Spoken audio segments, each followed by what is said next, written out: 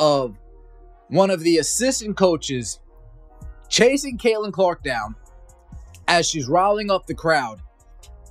And it seems like she's getting scolded, reprimanded, told, hey, all that hyping up, don't do that. Don't do it. Let's take a look here first.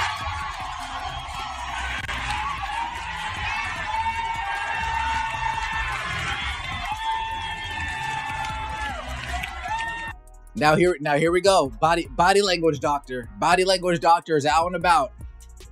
Caitlin Clark's like, what the hell is this? Hold up.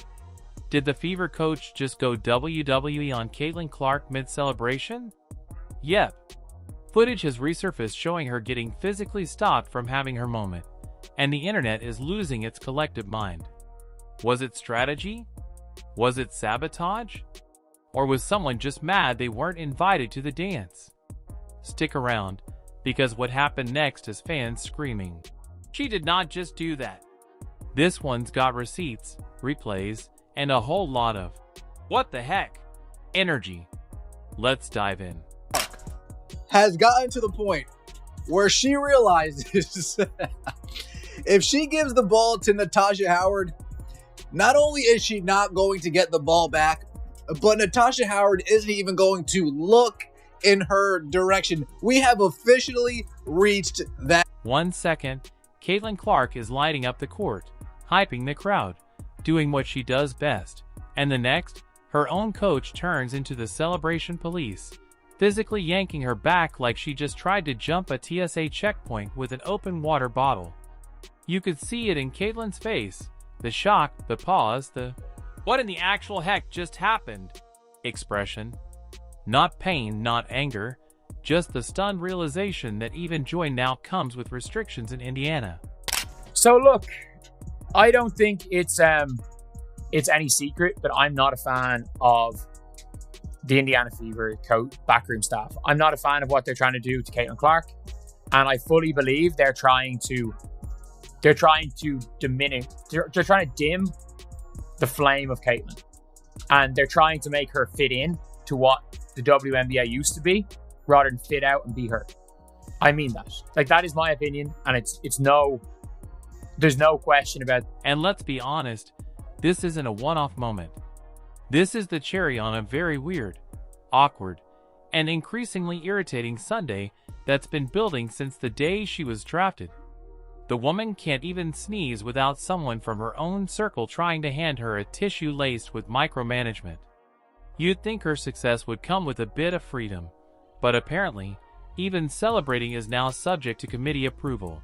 Everybody online is talking about this play during one of the games where, as you're going to see, one of the coaches for the Indiana Fever just went and pretty much almost tackled Caitlin Clark for getting the crowd riled up. And this,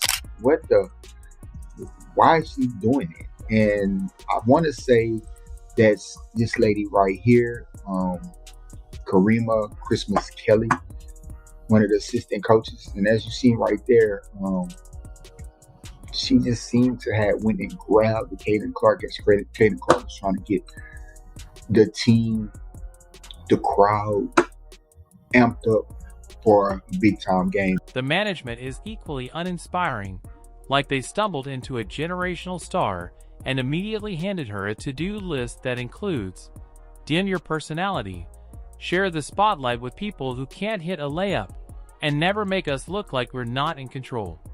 Caitlin Clark wasn't just brought in to shoot threes, she was brought in to change the game. And yet, every move she makes seems to be met with subtle resistance. If it's not her minutes being mysteriously limited, it's her teammates acting allergic to ball movement.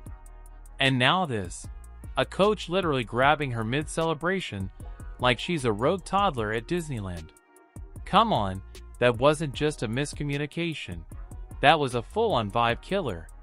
Don't forget, this girl has been hyping crowds since college. It's her thing. It works.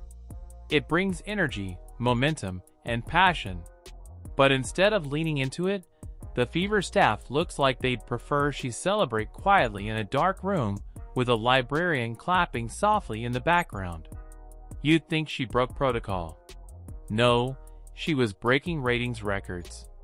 But clearly, that's not enough for this coaching staff, who seem more focused on optics than actual basketball wins.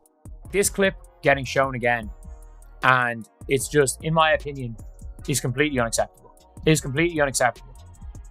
Like, if a coach did this to any other player in the league, they'd be fired. Or they'd at least be questioned for being fired. Then goes and hits a step back three on JC Sheldon. And she goes, the whole crowd's going nuts. And she comes, and she's getting subbed off, by the way, at this stage. She's getting subbed off for the game. She doesn't go back in the game at this stage. So it's not like it's a close game. They're up 20. She does not see the floor again. Caitlin Clark is there hyping up the crowd. She's there trying to hype up the crowd. Exactly what you want. Exactly what you want. You want to see this version of Caitlin. You want to see this player. And watch what happens here. So the coach just grabs her. Just grabs her out of nowhere. And I'm like, I don't think there's anything too malicious in that. I don't know if there's anything too malicious. We don't know what's said. But like, you can't just... Bro, let's not pretend this is about discipline or team unity or whatever PR line is floating around. This is about control. A coaching and management staff that seems more intimidated by Clark's gravity than inspired by it. It's giving insecure. It's giving underprepared. It's giving, we weren't ready for someone this big, so now we're going to shrink her down to size. It's weird. It's tone deaf. And honestly, it's kind of sad because you can see it on her face now. When she's benched, when she's pulled too early, when her teammates go full tunnel vision and pretend she doesn't exist on the wing, there's a flicker of disbelief, a silent scream under the surface. She's a gamer, a competitor, a professional, but she's also human. And this weird energy from the bench? It's wearing on her. The joy is still there, but it's dimmer. The sparkle isn't gone, but it's blinking. At some point, someone's going to ask, why stay? Why keep pretending this is a developmental year when what's really happening is a slow, painful rejection of everything that makes Caitlin Clark Caitlin Clark?